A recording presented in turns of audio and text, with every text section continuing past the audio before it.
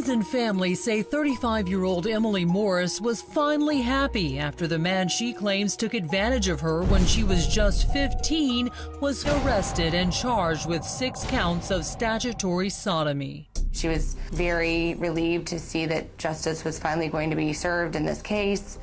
And she was in a great place with her children, working out all the time, emailing and daily texting, this is how many days sober. And I mean, she was in a great spot. Then, just weeks before, when the St. Louis mom tells loved ones the case is set to be resolved, Emilie is found dead on her bedroom floor. My dad had found her first. She was laying on the ground in a blanket with her head in like a kitchen trash can, and it was like wedged up to her elbows. Was there blood around, or what was the scene like? No blood or anything like that.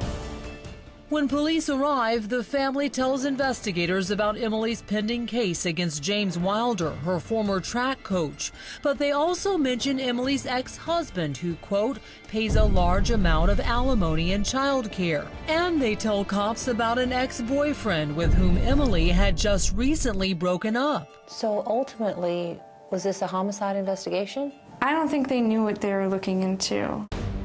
In fact, though the initial police report does list Emilie's death as suspicious, there were other clues pointing in other directions.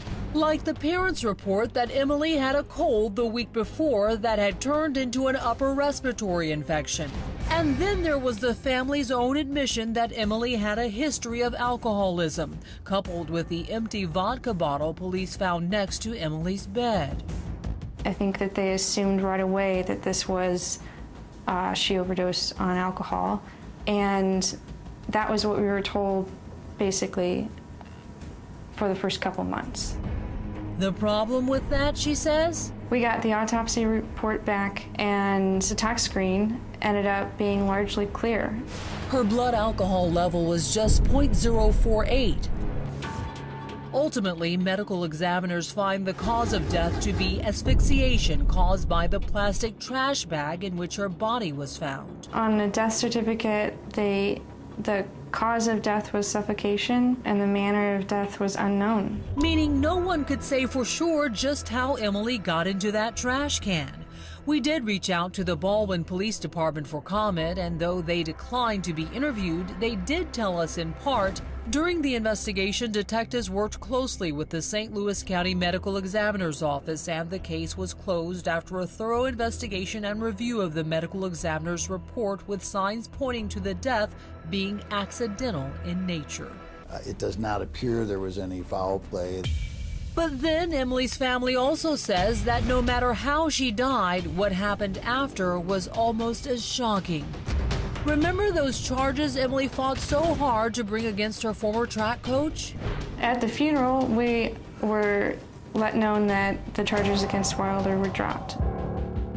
You heard right. All 6 counts thrown out. There's a law that you have to be able to face your accuser. Since she passed away, Wilder wasn't able to face her in court, and so he was released of all charges. Even though police had 87 minutes of Wilder's own words captured covertly by Emilie before she died.